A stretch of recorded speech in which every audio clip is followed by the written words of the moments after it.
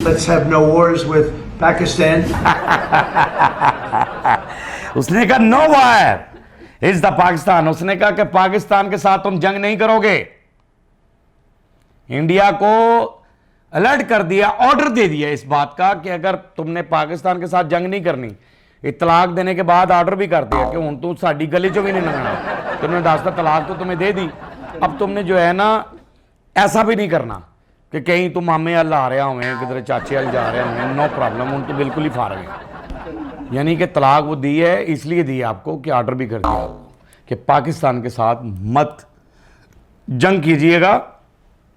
क्योंकि मेरे ख्याल से हो सकता है ट्रंप ने ये हमदर्दी में भी कह दिया हो आपकी कि ट्रंप ये नहीं चाहता कि आपकी जलालत मज़ीद हो, कि अगर आप जंग करें तो मज़ीद जलील हो जाएं। जहां आपने इतना कुछ नुकसान करवाया था उससे बढ़कर नुकसान करवाएं, फिर जाकर जनता को फुद्दू बनाएं आप, फिर उन्हें समझाएं